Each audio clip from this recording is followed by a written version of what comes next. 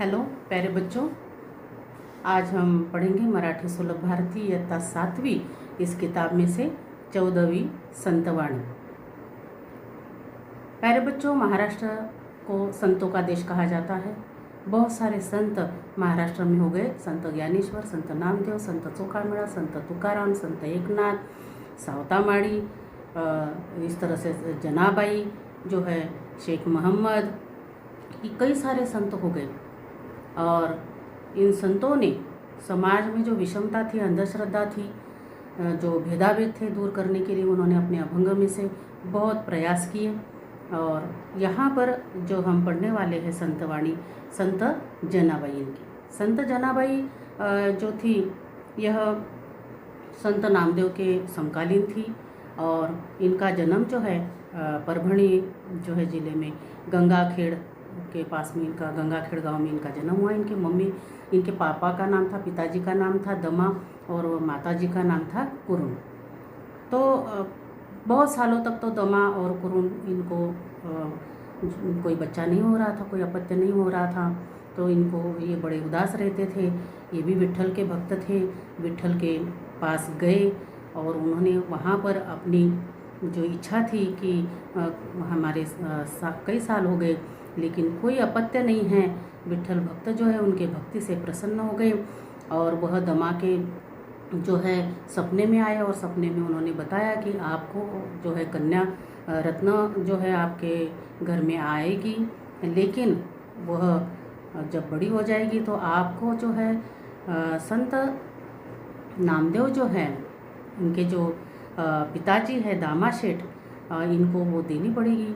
तो बड़े दमा जो है सुबह उठे, अपनी पत्नी को बताया तो बड़े खुश हो गए दोनों के दोनों। और फिर इनके घर में संत जनाबाई का जन्म हुआ। बड़े खुश हो गए दोनों माता पिता। लेकिन जैसे जैसे बेटी जो है बड़ी हो जा रही थी तो ये सोच रहे थे कि अरे ये बेटी तो अभी दामा शेठ को हमें देनी है। हमने तो विट्ठल को वचन दिया है कि हाँ, हम हमारी बेटी जो है आपके कहने के अनुसार दामा शेठ को देंगे। और फिर जब ये दामा शेठ के पास में संत जनाबाई को लेकर जाते हैं तो बड़ा हृदय भर आता है, मन नहीं करता है। अपने कलेजे का टुकड़ा किसी के हवाले जब करते हैं तो क्या होता है, तो सबको जिन्होंने अपनी बेटियों की शादी की होगी और जब अपने कलेजे का टुकड़ा दूसरों के घर में जाता है, भाई कैसे उसको सुख मिलता है, नहीं मिलता है, बहुत सारी बातें जो है दिमाग में आती हैं। लेकिन वहाँ पर दामा शेठ ने जब पहचाना कि ये बहुत नाराज़ हो रहे हैं और इनके मन में कई सारे सवाल है, तो उनकी जो पत्नी थी, लेकिन दामा शेठ की मतलब संत नामदेव की जो माँ थी गोनाई, उनको अच्छा नहीं लगा, वो बड़ी गुस्से वाली थी।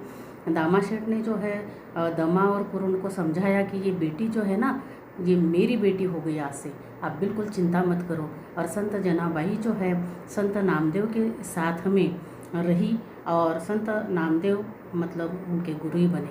तो ये जो संत जनाबाई है, इनके जो अभंग है करीब 350 सकल संत गाथा में इनके जो अभंग है, उन्होंने अपने खुद के अनुभव इस अभंग में से प्रकट किए हुए हैं। तो इस तरह से इन्होंने बहुत सारे अभंग लिखे हैं, जैसे कि एक विठाबाई, एक विठाबाई, माझे पंढरीचे आई, माझे पंढरीचे आई, एक विठाबाई। और इस तरह से भीमा आणि चंद्रभागा तुझे चरणी छाया गंगा। तो इस तरह से उन्होंने अभंग लिखा है। तो हम पढ़ते हैं संत जनाबाई इस अभंग में से क्या कह रही है। पक्षी जाए दिगंतरा, बाळ कासे आणि चार। सबसे पहले गा के सुनाती हूँ।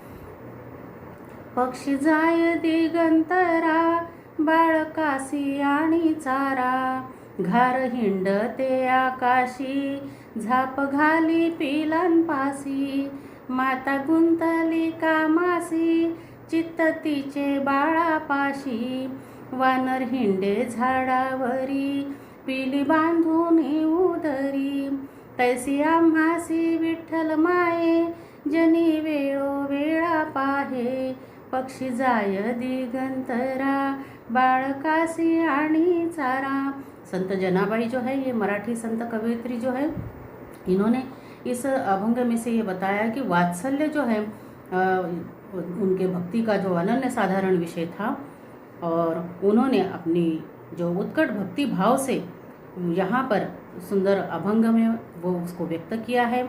और यह बताया हुआ है कि माँ का जो प्रेम होता है अपने बच्चों के ऊपर वो किस तरह से होता है। विविध उदाहरण देकर, अलग अलग उदाहरण देकर उन्होंने हमें बताया है। जैसे कि संत जनाबाई पहले कह रही है, पक्षी जाय दिगंतरा बाळ कासी आणि चारा।